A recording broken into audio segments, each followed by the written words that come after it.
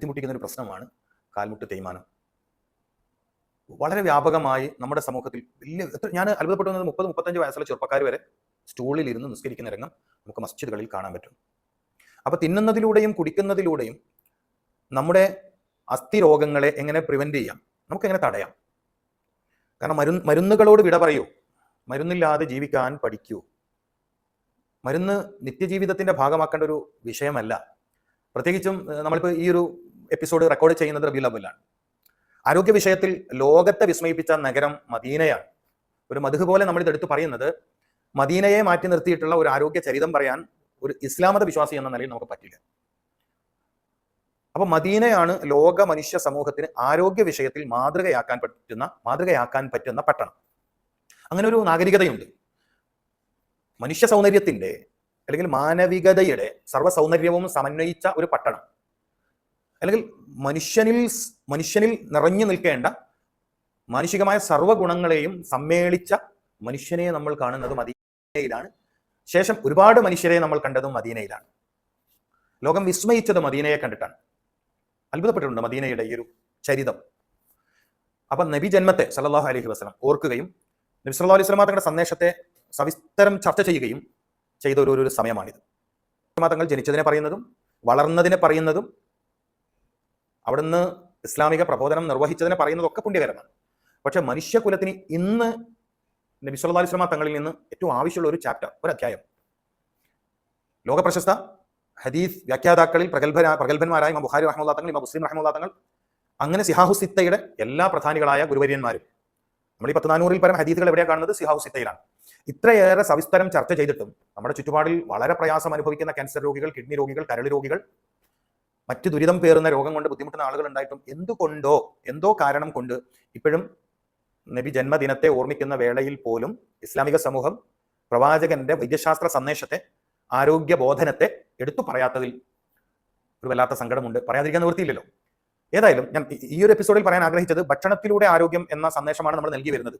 കുലൂ, നീ തിന്നുക, രോഗം വരാതിരിക്കാൻ ഖുർആൻ എന്ത് പറഞ്ഞു എന്ന ചോദ്യത്തിനാണല്ലോ മറുപടി. ഒരാളിൽ ശരീരത്തിന് രോഗം വരാതിരിക്കാൻ ഖുർആൻ എന്താ മുന്നോട്ട് വെച്ചത്? കുലൂ, നീ തിന്നുക. അപ്പം അസ്ഥിരോഗം വരാതിരിക്കാൻ, ഓസ്റ്റിയോ ആർത്രൈറ്റിസ് വരാതിരിക്കാൻ, റുമറ്റോയിഡ് ആർത്രൈറ്റിസ് വരാതിരിക്കാൻ, ഗൗട്ട് വരാതിരിക്കാൻ, ഇങ്ങനെ അത് വലിയൊരു വിഷയമാണ്. പക്ഷെ നമ്മൾ ഒരു നമ്മളെപ്പോലെയുള്ള സാധാരണക്കാർക്ക് മനസ്സിലാകത്തക്ക രൂപത്തിൽ കുറച്ച് കാര്യങ്ങൾ മാത്രം പറഞ്ഞ് ഈ വിഷയത്തെ അവസാനിപ്പിക്കാനാണ് ആഗ്രഹിക്കുന്നത്. എന്താണ് അസ്ഥി തേയ്മാന രോഗങ്ങൾ വരാതിരിക്കാനും ബലക്ഷയമില്ലാതെ നമ്മുടെ അസ്ഥി വ്യവസ്ഥയെ നിലനിർത്താനും നമ്മുടെ നാട്ടിൻ പുറങ്ങളിൽ, നമ്മൾ വലിയ കാര്യങ്ങൾ പറയണ്ട, നമ്മുടെ നാട്ടിൻ പുറങ്ങളിൽ നമുക്ക് സുലഭമായി എന്ത് കിട്ടും? ഞാനിത് പറയുമ്പോൾ എൻ്റെ അടുത്ത് വന്ന ഒരുപാട് സുജൂദൊന്നും ചെയ്യാൻ പറ്റാതെ ഒരുപാട് കാലം ബുദ്ധിമുട്ടിയ ആളുകൾ പിന്നീട് 3 മാസം കൊണ്ടും 2 മാസം കൊണ്ടൊക്കെ സുജൂദ് ചെയ്ത് നിസ്കരിച്ചപ്പോൾ അവർ മനസ്സിലാക്കിയത് ഞാൻ കുറിച്ചു കൊടുത്ത മരുന്ന് കൊണ്ട് മാത്രമാണെന്നാണ്. അങ്ങനെ മനസ്സിലാക്കിയവരുണ്ട്. ഞാൻ അവർക്ക് കൃത്യമായ ഒരു മെനു കൊടുക്കും, ഒരു ഭക്ഷണത്തിൻ്റെ ഒരു മെത്തേഡ് അവർക്ക് പറഞ്ഞു കൊടുക്കും. അത് നിങ്ങളിലേക്കും ഷെയർ ചെയ്യാൻ ആഗ്രഹിക്കുകയാണ്. എന്തുകൊണ്ട്? എല്ലാവരും സുജൂദ് ചെയ്ത് നിസ്കരിക്കട്ടെ, എല്ലാവരും ഏറ്റവും വേദനയില്ലാത്തവർ ഇരിക്കട്ടെ, എഴുന്നേൽക്കട്ടെ, അങ്ങനെ ഒരു സന്തോഷം അവർക്ക് വരട്ടെ. അതിനുവേണ്ടിയാണ് ഇത് ഷെയർ ചെയ്തത്. എന്തൊക്കെ ചെയ്യാൻ നമുക്ക് പറ്റും? ഞാൻ എപ്പോഴും പറയാനുള്ളത് പോലെ എപ്പോഴും ഭക്ഷണത്തിൽ രാജസ്ഥാനത്ത് പഴങ്ങൾ തന്നെയാണ്. അപ്പം നമുക്ക് മുൻകൂട്ടി അസ്ഥി തേയ്മാന രോഗങ്ങളെ തടയാൻ നമ്മൾ എന്ത് കഴിക്കണം? ഈത്തപ്പഴം കഴിക്കണം, നന്നായി പഴുത്ത നേന്ത്രപ്പഴം കഴിക്കണം. നേന്ത്രപ്പഴത്തിന്റെ കാര്യം പറയുമ്പോൾ ഞാൻ വേറൊരു കാര്യം കൂടി പറഞ്ഞുതരാം.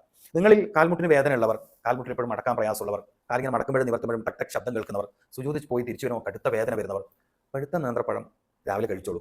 പച്ച നേന്ത്രക്കായ, ഏത്തക്കായ തൊലി കളയരുത്. നമ്മളെ സഹോദരിമാർ കുക്ക് ചെയ്യുമ്പോൾ ഒരു രീതിയുണ്ട്, തൊലി അങ്ങനെ എടുത്ത് കളയും. ദയവ് ചെയ്ത് നിങ്ങളത് ചെയ്യരുത്.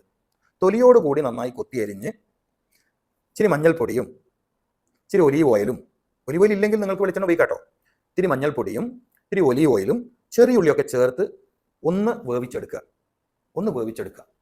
ഇത് ഉച്ചനേരത്ത് ആഹാരത്തോടൊപ്പം കഴിക്കുകയാണെങ്കിൽ ഈ കാൽമുട്ട് തേയ്മാന പ്രശ്നമുള്ളവർക്ക് വളരെ ഉപകാരപ്രദമായ, ഭക്ഷണത്തിലൂടെ രോഗം വരാതിരിക്കുക മാത്രമല്ല ഉള്ള രോഗത്തിൽ നിന്ന് രക്ഷപ്പെടാനും കൂടി സഹായകമാണ്. ഞാൻ നേന്ത്രപ്പഴം പറഞ്ഞുകൊണ്ട് പെട്ടെന്ന് ഓർമ്മ വന്നപ്പോൾ ഞാൻ ഈ ഒരു മെത്തേഡ് കൂടി നിങ്ങളിലേക്ക് ഷെയർ ചെയ്തതാണ്, മനസ്സിലാക്കണം. അതുപോലെ നമുക്ക് വളരെ പ്രധാനമാണ് ശുദ്ധമായ പാല് കുടിക്കുക എന്നുള്ളത്. അസ്ഥി തേയ്മാന പ്രശ്നമുള്ളവർക്ക് നമ്മൾ വളരെ എഫക്റ്റീവായ ഒരു മരുന്ന് കൊടുക്കാറുണ്ട്. വളരെ എഫക്റ്റീവ് എന്ന് വെച്ചാൽ വളരെ എഫക്റ്റീവാണ്. തിബ്ബുൻ നബവിയുടെ ഫോർമുല പ്രകാരം, പ്രവാചക വൈദ്യശാസ്ത്രത്തിന്റെ ഫോർമുല പ്രകാരം, ന്യൂട്രീഷനാണ്, മരുന്നല്ല, എല്ലാവർക്കും ഉപയോഗിക്കാം. ഏത് അസ്ഥി തേയ്മാന പ്രശ്നമുള്ളവർക്ക് ഉപയോഗിക്കാൻ പറ്റുന്ന അമൂല്യമായ ഒരു വസ്തുവാണ്. ഇത് പാലിൽ വേവിച്ച് കഴിക്കേണ്ടതാണ്. നമ്മളിപ്പോൾ തിബ്ബുൻ നബവിയിലെ തൽബീനൊക്കെ പറയുന്ന പോലെ പാലിൽ പ്രഭാതത്തിൽ വേവിച്ച് കഴിക്കേണ്ടതാണ്. അപ്പൊ പാല് കഴിക്കുക എന്നുള്ളത് ശീലമാണ്. അപ്പൊ ചില ആൾ പറയും പാല് കുടിക്കുമ്പോൾ ഭയങ്കര കഫക്കെട്ടാണ്.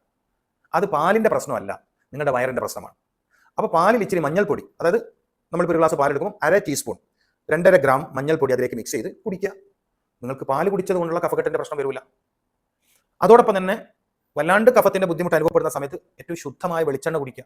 ഒരു 2.5 മില്ലി കുടിച്ചാൽ മതി, നീങ്ങിക്കോളും. ഏതായാലും പാല് കുടിക്കുമ്പോൾ എനിക്ക് കഫക്കെട്ട് വരുന്നതുകൊണ്ട് ഞാൻ പാല് കുടിക്കാറില്ല. ദയവ് ചെയ്ത് നിങ്ങൾ അങ്ങനെ പറയരുത്. നിങ്ങൾ അസ്ഥിതേയ്മാന രോഗം നേരിടുന്നവരാണെങ്കിൽ, അസ്ഥികൾക്ക് ബലം കുറവിന്റെ പ്രശ്നം നേരിടുന്നവരാണെങ്കിൽ നിർബന്ധമായും ഈ ഒരു മെത്തേഡ് സ്വീകരിക്കണം. നബി സല്ലല്ലാഹു അലൈഹി വസല്ലം തങ്ങൾ പഠിപ്പിച്ചൊരു കാര്യം കൂടി ഞാൻ ഇടയിൽ പറയാം. ചില ആളുകൾക്ക് പാലിനോട് അലർജി പഠിപ്പിക്കുന്ന ചില ആളുകൾ, നമുക്കത് അംഗീകരിക്കാൻ കഴിയില്ല. കാരണം നമ്മുടെ ശാസ്ത്രഗുരു നബി സല്ലല്ലാഹു അലൈഹി വസല്ലം തങ്ങളാണ്, നമ്മുടെ ജീവിത ഗുരു നബി സല്ലല്ലാഹു അലൈഹി വസല്ലം തങ്ങളാണ്. ആരോഗ്യത്തിന്റെ വിഷയത്തിൽ നമ്മൾ നബി സല്ലല്ലാഹു അലൈഹി വസല്ലം തങ്ങളെ മാത്രമേ ഫോളോ ചെയ്യൂ. ആ കാര്യത്തിൽ ഒരു വിട്ടുവീഴ്ചക്കും തയ്യാറല്ല.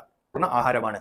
ആരാ പറയണത്? മനുഷ്യനെയും മനുഷ്യ ജീവിതത്തെയും മനുഷ്യ മനസ്സിനെയും ഇത്രമേൽ പരിപൂർണമായി നിർവചിച്ച ഒരു ഗുരുനാഥൻ, ഒരു ഗുരുവര്യൻ ചരിത്രത്തിൽ ഉണ്ടായിട്ടില്ല. അതൊരു മുസ്ലിം എന്ന നിലക്ക് പറയണമെന്നല്ല, ഇസ്ലാമിന് വെളിയിലുള്ളവർ പറയുകയും എഴുതുകയും ചെയ്തതിനെ എടുത്തു പറയാണ്. ഇസ്ലാമിന് പുറത്തുള്ളവർ എഴുതുകയും പറയുകയും ചെയ്തതിനെ എടുത്തു പറയാണ്. അപ്പൊ പാല് കുടിക്കുന്നത് ശീലമാക്കണം. അസ്ഥി തേയ്മാന രോഗമുള്ളവർ പാല് കുടിക്കുന്നത് ശീലമാക്കണം. അത് പ്രഭാതത്തിലാണ് നല്ലത്. പാല് കറന്നതിനോട് ചേർന്ന് ആ സമയത്ത് തന്നെ കിട്ടുമെങ്കിൽ അത് തന്നെയാണ് നല്ലത്. കഫത്തിന്റെ ബുദ്ധിമുട്ടുള്ളവർ മഞ്ഞൾ ചേർത്ത് കുടിക്കുന്നതാണ് ഏറ്റവും നല്ല മെത്തേഡ്. ഏതായാലും പാല് നിങ്ങൾ ഉപയോഗിക്കണം. ഈത്തപ്പഴം പറഞ്ഞു, ഏത്തപ്പഴം പറഞ്ഞു. പിന്നെ നമുക്ക് എളുപ്പത്തിൽ കിട്ടുന്ന ചില കാര്യങ്ങൾ കൂടി പറയാം. ഏതൊക്കെയാണ്? ഒന്ന്, നമ്മുടെ നാട്ടിലെ എല്ലാ പച്ചക്കറി കടയിലും ഇഷ്ടംപോലെ കിട്ടുന്ന വസ്തുവാണ് ബീൻസ്. ബീൻസ് എന്നാണ് ഞങ്ങൾ കണ്ണൂരൊക്കെ പറയുന്നത്. വേറെ ഭാഗങ്ങളിൽ അതിന് പേരുണ്ടെന്നല്ല, ബീൻസ്. മറ്റൊരു അമൂല്യ വസ്തുവാണ് അവരാന്ന് പറയും, അമരാന്ന് പറയാറുണ്ട്. ബീൻസ് പോലെ നീളമൊന്നും ഇല്ലാത്തൊരു പയർവർഗ്ഗത്തിൽപ്പെടുന്ന വസ്തുവാണ്. ഇച്ചിരി വീതി ഉണ്ടാവും, ചെറിയൊരു ഒരു വീതി കാണും ഈ ഒരു പച്ചക്കറിക്ക്. പ്രത്യേകിച്ചും വിറ്റാമിൻ ഡിയുടെ ഒക്കെ ഡെഫിഷ്യൻസി ഉള്ളവരിൽ ഭയങ്കര എഫക്റ്റീവാണ്. ഇനി അതുപോലെ കുറച്ചുകൂടി പൈസ ഒക്കെ കൊടുത്ത് പച്ചക്കറി വാങ്ങാൻ പറ്റുന്ന ആളാണെങ്കിൽ ബ്രോക്കോളി എന്ന് പറഞ്ഞൊരു വസ്തുണ്ട്. അതായത് നമ്മുടെ കോളിഫ്ലവറിന്റെ ഗ്രീൻ കളറിൽ വരുന്ന പിന്നെ വെജിറ്റബിൾ ആണ് ഇത്, പിന്നെ ഞാൻ പറഞ്ഞ ബ്രോക്കോളി എന്ന് പറയുന്നത്. ഈ ബ്രോക്കോളി ഉപയോഗിക്കുന്നതും വളരെ നിങ്ങൾക്ക് മുട്ട് തേയ്മാന പ്രശ്നമുള്ളവരോ, സെർവിക്കൽ ഏരിയയിൽ പ്രശ്നമുള്ളവരോ, ഉരവേദന ഉള്ളവരൊക്കെ നമ്മൾ ഇങ്ങനെയൊക്കെ ശീലിക്കണം. ഞാൻ പറഞ്ഞില്ലേ, എപ്പോഴും മെഡിക്കൽ ഷോപ്പിനെ മാത്രം ആശ്രയിച്ച് രോഗം മാറ്റുക എന്നുള്ള പരിപാടി നമ്മൾ അവസാനിപ്പിക്കണം. അപ്പൊ ഈ ഒരു മെത്തേഡ്, അപ്പം ബീൻസ്, അവര, ബ്രോക്കോളി. പിന്നെ ഒരു ധാന്യം കൂടി പറഞ്ഞുതരാം, മുട്ടുവേദനയുള്ളവർക്ക് നല്ലൊരു ധാന്യം കൂടി പറഞ്ഞുതരാം. മുതിര എന്നാണ് അതിന്റെ പേര്. നമ്മുടെ പുതിയ സമൂഹത്തിലൊന്നും പലരും കണ്ടിട്ട് പോലും ഇല്ല. മുതിര എന്നതൊരു ഇച്ചിരി പരന്ന ടൈപ്പുള്ള ഒരു വസ്തുവാണ്. കുതിരക്കൊക്കെ ഇത് ഭക്ഷണമായി കൊടുക്കാറുണ്ട്. കുതിരന്റെ ഏറ്റവും വലിയ ആയുധം കാലാണെന്ന് ഓർമ്മിക്കണം.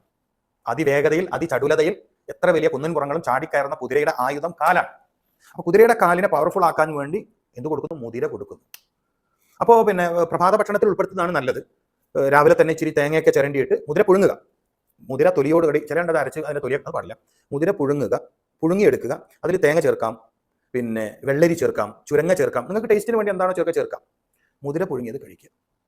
ഇത് വളരെ നല്ലൊരു ഫലം നിങ്ങൾക്ക് നൽകും. അപ്പൊ നമ്മളെ ബാധിക്കുന്ന, നമ്മൾ ഏറ്റവും കൂടുതൽ പ്രയാസപ്പെടുന്ന രോഗാവസ്ഥയിൽ നമ്മൾ എന്തൊക്കെയാണ് ആഹാരം കൊണ്ടുവരേണ്ടത് എന്ന് തിരിച്ചറിയുന്നത്. പഴയ കാലത്ത് ഇപ്പം ഞാൻ കുറ്റ്യേരിയാണ്, കണ്ണൂർ ജില്ലയിലെ തളിപ്പറമ്പിനടുത്ത് കുറ്റ്യേരിയിലാണ് താമസം. എന്റെ പിതാവ് ഒരു മതപണ്ഡിതനായിരുന്നെങ്കിൽ നല്ലൊരു കർഷകനായിരുന്നു. അദ്ദേഹം ഇന്ന് നമ്മുടെ കൂടെയില്ല, മരണപ്പെട്ടു പോയൊക്കെയാണ്, മഹഫറത്ത് കൊടുക്കട്ടെ. അദ്ദേഹം നന്നായി കൃഷി ചെയ്യുന്നതിൽ മാതൃകയായിരുന്നു. ഉഴുന്ന്, പയർ, മുതിര, എള്ള്, വാഴ, തേങ്ങ, കവുങ്ങ് എല്ലാ കൃഷിയും നന്നായി ചെയ്തിരുന്നു. നെല്ല്, ധാന്യങ്ങൾ പിന്നെ നന്നായി നമുക്കിതിന് സപ്പോർട്ടീവാണ്. അതോടൊപ്പം പശുവിൻ നെയ്, ശുദ്ധമായ പശുവിൻ നെയ്, അതിൽ ബദാം, അണ്ടിപ്പരിപ്പ്, ഇങ്ങനെയുള്ള ചില വസ്തുക്കൾ ചേർത്ത് ഞങ്ങൾ. പക്ഷേ ഭക്ഷ്യവസ്തുക്കൾക്ക് മുൻഗണന, ഞാൻ വീണ്ടും ആവർത്തിക്കുന്നു, ഭക്ഷ്യവസ്തുക്കൾക്ക് മുൻഗണന. ഞാൻ പറഞ്ഞതൊക്കെ വളരെ ചെറിയ കാര്യങ്ങളാണ്. പിന്നെ നിങ്ങൾക്ക് വല്ലാതെ മുട്ടുവേദന കൊണ്ട് കഷ്ടപ്പെടുന്ന സമയത്ത് വിലപിടിപ്പുള്ള മരുന്നുകൾ വാങ്ങി തടവാനും നിൽക്കണമെന്നില്ല എന്നാണ് എൻ്റെ അഭിപ്രായം. കാരണം നിങ്ങൾ വീട്ടിൽ ഒലിവ് ഓയിൽ ഉണ്ടാവണം. വിശ്വാസപരമായി നമ്മുടെയൊക്കെ വീടുകളിൽ ഒലിവ് ഓയിൽ വേണം, അത്തിപ്പഴം വേണം, ഒലിവ് വേണം. ഈ ഒലിവ് ഓയിൽ നമ്മുടെ 2 കൈകളിൽ ലൈറ്റ് ചൂടാക്കിയിട്ട് 2 കൈകളിലും പുരട്ടാം. എന്നിട്ട് സൂറത്തുൽ ഫലക്, കുൽ അഊദു ബിറബ്ബിൽ ഫലക് 7 തവണ ഓതി തീരുന്നത് വരെ നമ്മുടെ 2 മുട്ടിലും ഇങ്ങനെ തടവുക. ഇത് നമ്മൾ പ്രത്യേകം മനസ്സിലാക്കണം. അപ്പോൾ വലത്തെ കൈ കൊണ്ട് വലത്തെ മുട്ടിനെ തടവണം, ഇങ്ങനെ തടവുക, റൗണ്ട് ചെയ്ത് തടവുക. ഭയങ്കര മാറ്റമാണ്. അപ്പോൾ ആദ്യം 7 ഫാത്തിഹ ഓതുക. കാരണം നബി സല്ലല്ലാഹു അലൈഹി വസല്ലം തങ്ങൾ കെണിപ്പ് രോഗങ്ങളിൽ, സന്തുക്കളിൽ വരുന്ന രോഗങ്ങളിൽ ഫാത്തിഹയെ വലിയൊരു ചികിത്സയായി നിർദ്ദേശിച്ചിട്ടുണ്ട്. നമ്മൾ നിങ്ങൾക്ക് രോഗമുക്തിയാണ് ആഗ്രഹിക്കുന്നത്, അറിവിലൂടെ രോഗമുക്തി. അപ്പൊ അറിവിനെ അനുഭവമാക്കി മാറ്റിയെടുക്കുക എന്നുള്ള നിലയിൽ ഒരു 7 തവണ ഫാത്തിഹ ഓതുന്നു നമ്മളെ കൈകൊണ്ട് മുട്ടിൽ തടവിക്കൊണ്ട്. അതോടൊപ്പം തന്നെ സൂറത്തുൽ ഫലക്ക് പാരായണം ചെയ്യുന്നു. ഒരു വിശ്വാസി എന്ന നിലയിൽ തീർച്ചയായും ഒരുപക്ഷെ നിങ്ങളുടെ ജീവിതത്തിൽ ഇന്നേവരെ ഇല്ലാത്തൊരു അനുഭവം മുട്ടുവേദനയുടെ വിഷയത്തിൽ നിങ്ങൾക്ക് ലഭിക്കും. ഇതിനോടൊക്കെ കൂട്ടിച്ചേർത്തി ഒരു കാര്യം കൂടി പറയാം. കാൽമുട്ട് വേദനയുള്ളവർ നിന്ന് ജോലി ചെയ്യുന്നവരാണെങ്കിൽ ഈ പറഞ്ഞ ഒരു കാര്യം ചെയ്തിട്ടും കാര്യമില്ല. അത് പറയാതെ പോയാൽ കാൽമുട്ട് വേദന സ്ഥിരമായിട്ടുള്ളവർ, കാൽമുട്ട് തേയ്മാനമുണ്ട് എന്ന് വേവലാതി പൂണ്ടവർ, ലക്ഷക്കണക്കിന് രൂപ കൊടുത്ത് ഓപ്പറേഷന് വിധേയമാകണമെന്ന് ഒരുങ്ങി നിൽക്കുന്നവർ, ഓപ്പറേഷനൊക്കെ പിന്നെ കെട്ട് കഥയാവും. OT റൂം വെറുതെ പൂട്ടിയിടപ്പെടും. നമ്മൾ ഈ ഇത്തരം ചില മെത്തേഡ് സ്വീകരിക്കുകയാണെങ്കിൽ, പക്ഷേ നിങ്ങൾ ഏറ്റവും സൂക്ഷിക്കേണ്ട ഒരു കാര്യം, നിന്ന് ജോലി ചെയ്യുന്നത് ഒഴിവാക്കണം. പകരം ഇച്ചിരി ഹൈറ്റുള്ള, കാരണം എല്ലാ സ്ഥലത്തും കിച്ചണും അതിന്റെ കുക്കിംഗ് ഏരിയ ഒക്കെ ഇത്തിരി ഹൈറ്റിലാണ്. അപ്പോൾ പഴയ കാലത്ത് സ്ത്രീകൾ ചെയ്ത പോലെ ഇരുന്ന് ജോലി ചെയ്യാൻ നമ്മുടെ സഹോദരിമാർക്ക് കഴിയില്ല. അവിടെ നമുക്ക് സ്വീകരിക്കാൻ പറ്റുന്ന മെത്തേഡ് എന്താ?